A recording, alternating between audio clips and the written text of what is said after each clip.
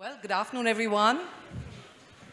It's lovely to see a nice big crowd towards the end of the Bangalore Lit Fest, and both of us are particularly happy because we've got our school teacher, Mrs. Shivram, here, and we didn't realize we had so much in common. So, Mrs. Shivram, lovely to see you. It is such a special feeling, right, when you have a teacher seeing you after ages and thinking that we made pretty good. So, yeah, thank you. Well, after a very worrying morning, wondering whether Smita would make it on time on the flight, I'm delighted that you're here. Thank you, Smita.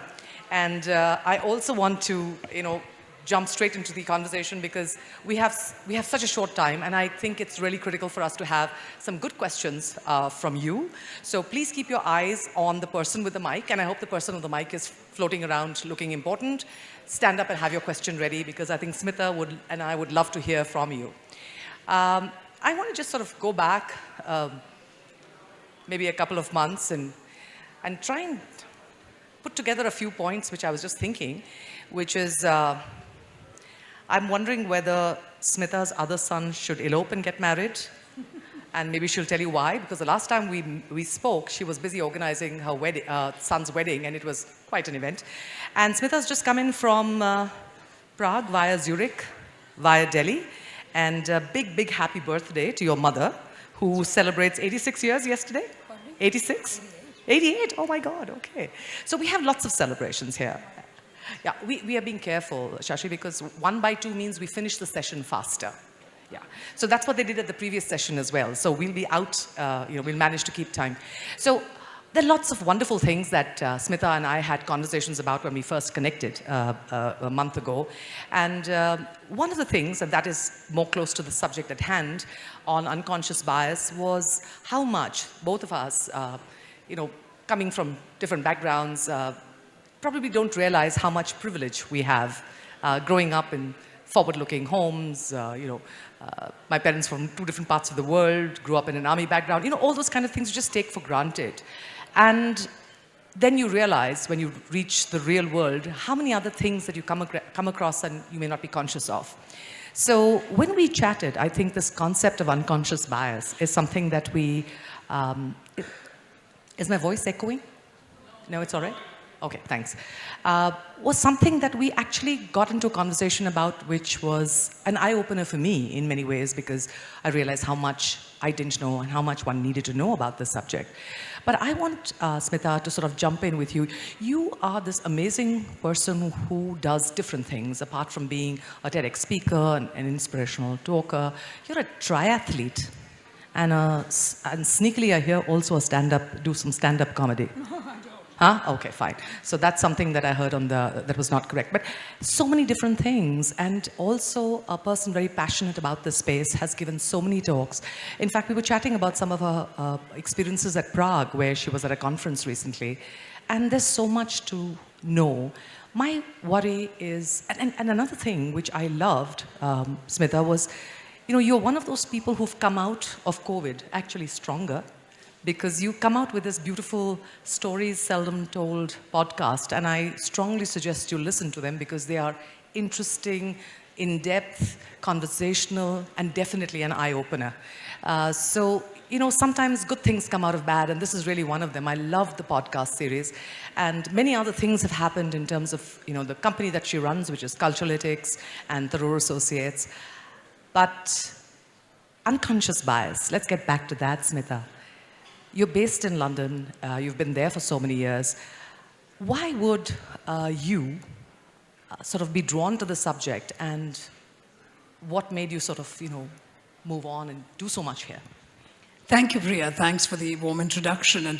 And it's just wonderful to see so many of you in this hall, hopefully wanting to know more about these 2 simple words, unconscious bias. Just even before I tell you why I was drawn into it, let's just look at these 2 words so you get some context, because it's not just about Harry and Meghan and unconscious bias, which is filling the news these days. It's the word bias, or just means preference. People usually have a negative connotation to that word. All it is preference for or against a person, a thing, a place, a food, a color. It could be anything. And unconscious, obviously, we all know, means that we don't know that we have that preference. So Priya was saying, what drew me into the subject of unconscious bias? And this was, I'm talking about 30 years ago, before these two words became fashionable, for want of a better word. I moved from India to London, and I moved, for want of a better word, fully formed, because I went in my 20s, and I had finished my undergraduate degree, and I had a firm sense of my own identity of who I am, and how I see myself as an Indian who has lived in different parts of India, and I would call myself not just a Malayali, but also a default Bengali, because I grew up in Calcutta, I was born in Bombay, I went to university in Rajasthan, I speak Malayalam, and so on. And then I came to London, and I would meet so many people who looked like me, who didn't have the same experiences. And I started reflecting and thinking about this, and the more conversations I had, I realized that I was genuinely, and this is a very conscious word I'm using, privileged. This was not about money in the bank, but it was about the genuine privileges that our parents gave my brother, sister, and I when we were growing up in the 70s in India. So growing up, the thing is, all of us, our unconscious biases fundamentally come from our narrative, our personal life experiences. Following that, we then have society, the movies we see, the books we read, the friends we make, the colleagues we have, the good, the bad, and the ugly that affects all of us in our lives. But let's go back to the beginning, our personal narrative of growing up in a family. When I was growing up in the 70s, most people would assume that the firstborn eldest son is the one who has all the privileges and the younger sisters are lesser than. If you put my brother on the metaphorical couch, he'd say, hang on a minute, I was always the lesser one. Us girls were favored. Our girls, my sister and I were like, we were given every privilege and every flexibility that we wanted to live our dreams. Forget that. What about things like religion, caste, not just gender bias, religion, caste, sexuality. We had a good friend who lived in our building who was gay. He's passed away now, which is why I was. And at no point did my parents say to any of us, including my brother, oh, don't go into that person's house, homosexuality is bad, because he didn't think it was bad. All of this was okay. We accepted our life as okay. And I remember going to other people's homes and not seeing what I had in my home. Then you realize, my God, I'm lucky. I'm genuinely lucky. So how about starting to talk about that and get other people's stories out and share these stories and appreciate and understand that each of us come from different narratives which make us who we are. And it's up to us to stop and reflect and think and question whether this narrative is still relevant, whether we still have to be patriarchal, whether we still have to say, black people are bad and white people are good, for example. Because these kind of things are often embedded into our DNA. So we have to stop, we have to ask, we have to question. So that's kind of the longer answer to your question, Priya. Very, very useful and very informative, because it also sort of allows us to look within ourselves and see what we have and what we don't have. You've also pointed out, however different it is, but the fact that we do have privilege in some of our upbringing, in what we've been used to or what we've thought of as being okay. And that is something which some have in some measure or not, and then it affects and shapes what we do, who we are, how we function in the workplace, at home, and as influencers in society. So there's a lot of stuff going on there. And when I was looking back at some of the things that I do myself, of course, I feel so holier than thou, and I think I'm being unjudgmental, and I don't have this negative bias. Of course, all of us carry this bias, and most of it is because we just don't know we're carrying it. We haven't even spent time looking inwards.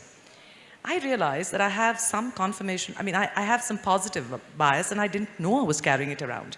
Just yesterday, I was at a walk, and I felt very drawn to this wonderful woman who was at the walk with me, and I just felt a sense of such a vibe with her. We talked, and then when we finished, we were doing this heritage walk in Cubbon Park, and then, we wandered off, and I dropped her off to a car, and then I asked her, I said, where do you, so you come to Bangalore? She says, yeah, my husband's in the Navy. And I said, oh, maybe because it was, she's Fauji, and, I'm also a military brat, but her father was in the same regiment as mine. And in a moment I realized, because I was doing this talk, and I said, here's a positive bias that I have, which I'm not conscious of. I seem to get along very well with people who are also Fauji brats because we sometimes speak the same language. And I seem to pick it up. I seem to pick up that in a group of people, I will know who's a Fauji brat. And I realize that this is, it's a flip thing. I'm not talking about the uncomfortable ones, the ones that cause issues and bad impacts and create rifts at work and sometimes cause such great pain. So while moving away from that, I want to get to what you said, Smita, about what's in your backpack. I thought that stayed with me because it's something we have. I don't know, honestly, what I carry even in my handbag. And if I search, I think I would find it, maybe several generations of stuff that I don't use or whatever. But we carry a lot of stuff around. And can you talk a little bit about, I like the idea of the backpack. Sure. So essentially, just to make my life and your life a little easier, I have this analogy where I say that imagine that you're born with a backpack on your back, a rucksack like the one I see in the front seat. Imagine that you're born with that on your back, and as you go through life, you put things into it. So for example, where you're born, your order of birth, how you're parented, and so on. But what we tend to do is we put things into our backpack to protect us. Every one of us in this room want to be safe at all costs. So what is it that we do? We have to find things that we know we're safe. So for example, if when you were, let's imagine you were growing up in Calcutta like I was, but when you were 10 years old, you were bullied very, very badly by someone who was in your class from Kerala, a Malayali. That you still remember. You are now 45 years old or older, any age, whatever age you are now, you're not 10. But you still remember that. You've put that in your backpack. The chances are you will not have a single Malayali friend because you take the entire group, the entire state, and you say, I don't want to touch them, and why? And nobody's judging you and saying that you're bad by doing that. What you're actually doing is protecting yourself. You want to be safe. Or it could be the reverse. Your best friend was the Malayali, and you're a Bengali growing up in Calcutta, and now you're in Bangalore recruiting. And now final 3 interviews. One of them happens to be from Kerala. The chances are that person could be completely useless, but guess who gets the job? Positive bias. Once again, you're wanting to be safe because in your opinion, all things Malayali is the best. Because you have this one best friend, you've been to Kerala, you've eaten the food, you even know some of the language. Everything is there. So let's stay safe. That fundamentally is what I mean by the backpack. And so, do we have the courage to actually take the backpack off our back, put it in front of us, unzip it and look inside? Because the positive things is easy peasy, right? But what about the scary things? What about the real big trauma? What about the fact that maybe one of you had a very horrific divorce 30 years ago, and the divorce that you had, the person that you divorced from, it doesn't matter whether you're a man or a woman, but that person's profession is a lawyer. The chances are you have no friends who are lawyers because you don't want to have anything to do with that group of people because of one genuine trauma. So that's what I mean by backpack, you see? So that's why when I was giving you the earlier explanation of why do I work with unconscious bias, it's because I started reflecting on my narrative and realizing how lucky I was. And also, how many of you who are the youngest here, I'd love to know, just raise your hands. Well, lucky us, as far as I'm concerned, honestly, because it's a great place to be, because in my opinion, being the youngest, you're kind of just left alone, there's no pressure on you, you can just do your thing, it's really cool. Whereas I look at so many people who are the oldest, maybe my brother to begin with, and many others, who feel the pressure. And then I have 3 sons, and I'm certain that my eldest son feels the pressure in the way my youngest doesn't. This is all part of our narrative, you see. So that's what I mean by backpack. Thanks so much, Shashi. Yeah. I like the analogy because it resonates with the unconscious bias, and the backpack is something that we carry unconsciously. As I said, I'm looking at my own bag and wondering what I carry, both, metaphorically as well as physically. But we don't want to face things which are too uncomfortable. And sometimes I think there's a lot of we kind of kid ourselves a lot about what we are. How would you like people to be able to look at this? I'm not saying that we have a prescriptive model here, but how would you like people to look at this now if I were to walk away from this discussion? And related to that, when you went into the space, Smita, what did you hope to achieve? Thank you. I'm going to answer the second part before the first part. The thing is, as I said, I went into the space way before these two words became fashionable. I run my own company, as Priya kindly mentioned, but I'm talking about when I first started my career. And I've been working for a long time, and I worked in what was then called personnel. That's how old I am. Moved into HR, learning and development, and I would create workshops, and I would, stand in front of people and talk at companies that I was an employee about, say, time management, leadership and management, that kind of, those kind of things. But then I would go into this time management workshop, and I would say, by the way, there's no such thing as time management. And they'd say, hang on a minute, I thought we came for a workshop on time management. I'd say, no, but the point is, what is it that influences you unconsciously, implicitly, that affects you from managing your time? That's what we're going to be talking about. And so it just kind of organically grew, if that makes sense. I think a lot of what we do, if you really believe in what you do, and I'm just saying that to the people starting out in their career, just believe in it, because it grows organically. I didn't know that I was going to be a thought leader on unconscious bias, is what people say about me. I didn't know I was going to be a podcaster. When I started my podcast, I have no clue how to start a podcast.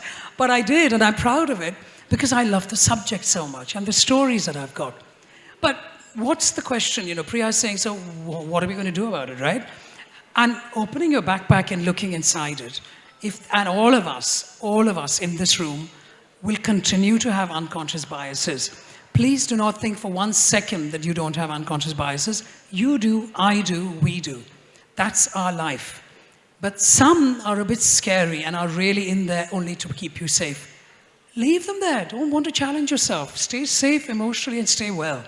But what you could do at a very gentle way is start challenging your unconscious biases. So for example, in a little way, if you go into a social occasion, okay, I'm a woman. I walk into a social occasion. I know nobody there other than my host who's busy somewhere in the kitchen or whatever. I look around. There are 30 people in clusters, mostly single-gender clusters. My natural unconscious bias instinct is to go towards the women. Why? Because woman to woman. Instead, I pause, I look and say, no, I'm going to go and talk to the guys. It's gentle. You're in a very safe space. Nothing's going to happen to you. Or if it's that lawyer, you don't want to talk, and you start talking to a stranger, the other story I shared, and that person says, I'm a lawyer, don't gulp and leave.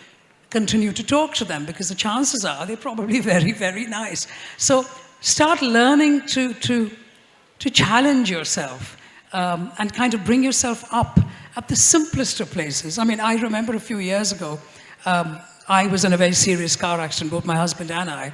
And my son's 2 separate friends came home to give me flowers. One was a girl and one was a boy. And one was a woman, one was a man, is what I should say. They're all adult people. Forgive me for being biased on age. And then I said to Nihal, my son, I'm so impressed with Ben for having brought the flowers. And then as soon as it slipped out of my mouth, I said, whoops, I shouldn't have said that. That's my unconscious bias. I obviously have a lesser opinion of the men thinking about buying flowers to bring to this friend's mother than a woman. That was my unconscious bias. Do you see what I'm saying? So little things like that, which don't affect your status quo, do not affect and challenge you mentally or emotionally, is a good way to start. And especially for those of you at work. I can give you a whole Mahabharata story on workplace unconscious biases, but simple things like recruitment. Really ask yourself, why did you choose that Malayali? Is that because your best friend is a Malayali? As an example. Challenge.